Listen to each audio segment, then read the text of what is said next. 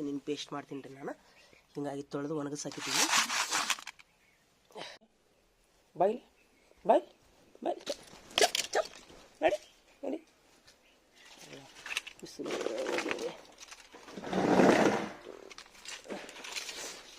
ಎಲ್ಲ ಒಣ ಹಾಕಿದ್ವಿ.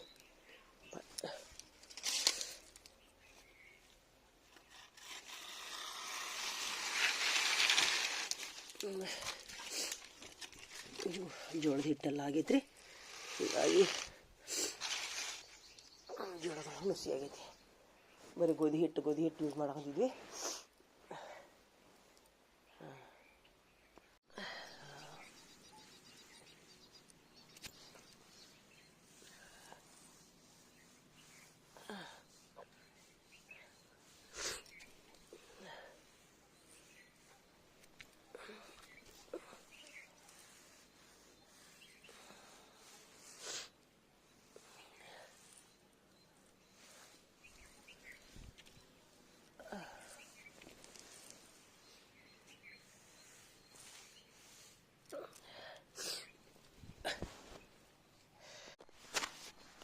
ಎಲ್ಲ ಕೆಲಸ ಈಗ ಮುಗೀತು ನೋಡ್ರಿ.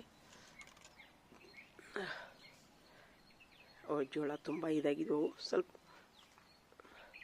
ನುಸಿಯಾಗಿ ತೊಳೆದು ಹಾಕಿ ಅವನ್ನ. ಅವು ಸ್ವಲ್ಪ ಒಣಗಿದ ಮೇಲೆ ಜೋಳದ ಹಿಟ್ಟು ಹಾಕಿಸ್ಕೊಂಬರ್ಬೇಕು. ಸಂಡೇ ನೋಡ್ರಿ, ಒಟ್ಟು ಅಂದರೆ ಈಗ ಟೈಮ್ 3 ಗಂಟೆ ಆಯ್ತು. ಈಗ ಖಾಲಿಯಾಗಿ ನಾನು ಕೆಲಸ ಮಾಡಿ ಮಾಡಿ ಮಾಡಿ ಸ್ವಲ್ಪ ಮಲ್ಕೋಬೇಕಂದ್ರೆ ಇದು ಹಾಸಿಗೆ ಏನು ಮಾಡೋದು, ಈಗ ಹಂದಿ ಬರ್ತಾವಲ್ಲಿ ರೌಂಡಾಗಿ. ಹಿಂಗಾಗಿ ಕಾಯ್ಕೊತ ಕುಂತೀನಿ. 1 ವಾರ ಆಗಿತ್ತು ಹಿಟ್ಟು ಖಾಲಿಯಾಗಿ. ಬರೀ ಗೋಧಿ ಹಿಟ್ಟು ಚಪಾತಿ ತಿಂದು ಸಾಕಾಗೈತಿ. ಸ್ವಲ್ಪ ಮಲ್ಕೋಬೇಕಂತಂದ್ರೆ ಈಗ ಮತ್ತು ಅವನ್ನ ಜೋಳ ಒಣಗಿಸಿ ಒಳಗಿಟ್ಟು ಆಮೇಲೆ ಮಲ್ಕೋತೀನಿ ರೀ ನಾನು. ಏನು ಮಾಡೋದು, ಮಲ್ಕೋಬೇಕಂತ ಎಲ್ಲ ಬೇಜಾರಾಗಿತ್ತು ಖರೆ. ಆದ್ರೆ ಮತ್ತು ಜೋಳದ ಹಿಟ್ಟು ಇಲ್ಲ ಅಂಥೇಳಿ ಜೋಳ ಒಣಗಿದ ಮೇಲೆ ಮತ್ತು ಈಗ ಬಿಸಿಲು ಇಲ್ಲಿ ಇಷ್ಟೇ ಬರ್ತೈತಿ ರೀ, ಮತ್ತು ಬೇರೆ ಎಲ್ಲಿ ಬರಲ್ಲ ನೋಡ್ರಿ. ನಮ್ಮೆಲ್ಲ ದನ ಆಡು ಎಲ್ಲ ನಮ್ಮ ದಡ್ಡಿ ಹಂಗೆ ಕಿಡಿಯವು. ಯಾವುದು ಅಂದರೆ ಎಷ್ಟು ರೊಕ್ಕ ಖರ್ಚು ಮಾಡಿದ್ರು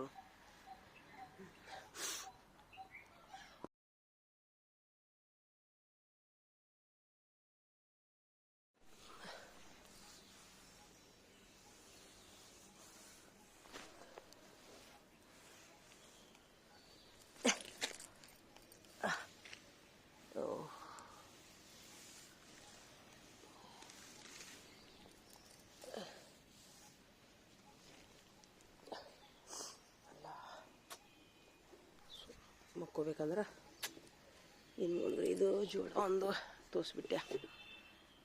ಮಕ್ಕೋಬೇಕಂದ್ರೆ ಆಗವಲ್ದು. ಆಮೇಲೆ ಈಗೇನು ನೋಡ್ರಿ,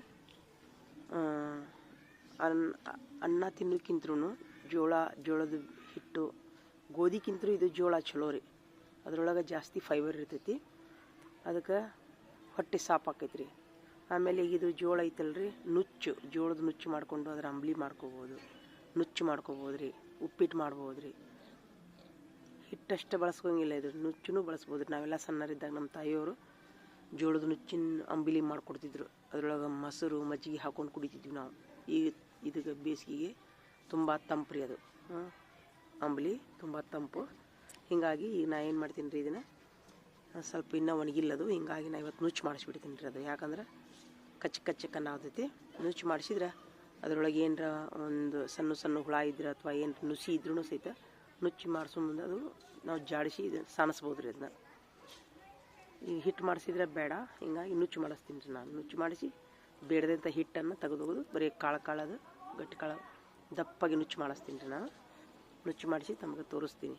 ಅಂದ್ರೆ ಈಗ ಸ್ವಲ್ಪ ನುಸಿ ಎತ್ತಿದ್ದು ಜೋಳ, ಹಿಂಗಾಗಿ ಅದನ್ನು ಯುಟಿಲೈಸ್ ಹೆಂಗೆ ಮಾಡ್ಬೇಕನ್ನೋ ಚೆಲ್ಲಾಕು ಮನಸ್ಸಾಗವಲ್ದಾಗಿತ್ತು.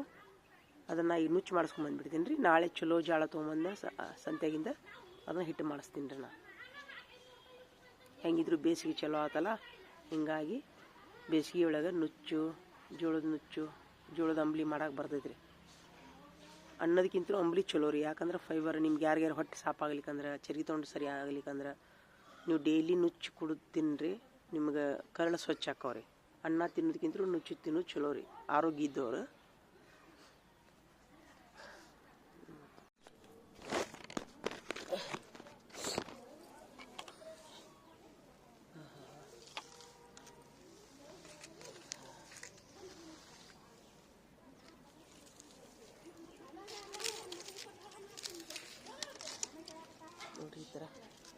ಸಡ್ಲಾಗಿ ಕಟ್ಟಿ ಇಟ್ಬಿಡ್ತೀನಿ ರೀ ನಾನು. ಎಷ್ಟು ಸಾಕು ಹಿಂಗೆ ಸಡ್ಲಾಗಿ ಕಟ್ಟಿಡ್ತೀನಿ ರೀ ಈಗ.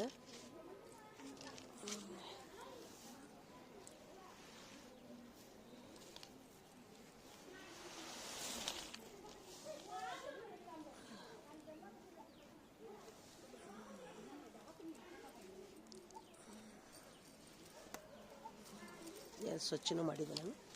ಸೀದಾ ಹಾಕ್ಸಕ್ಕೆ ಹೋಗ್ಬಿಡ್ತೀನಿ ರೀ ಸಂಜೆಗೆ.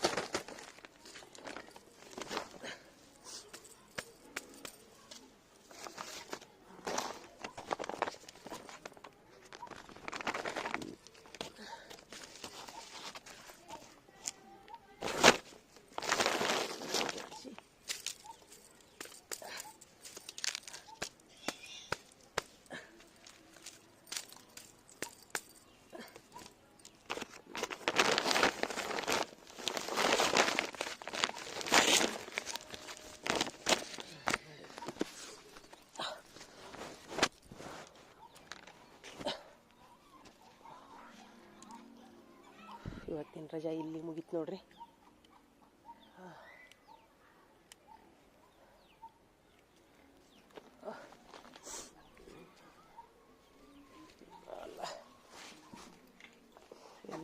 ಹೇಳ್ತೀನಿ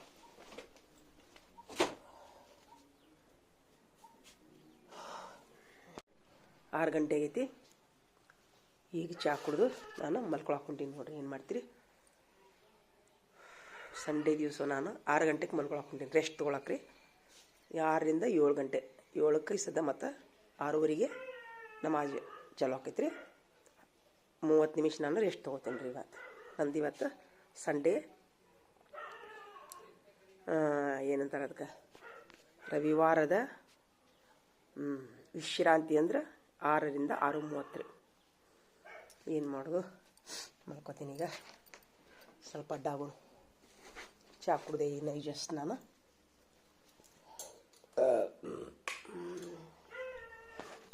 ಅಲ್ಲ ಸ್ವಲ್ಪ ಮಕ್ಕಳು ಬಾಬಾ ಚಸ್ಮಾ ಎಲ್ಲಿರ್ತದೆ.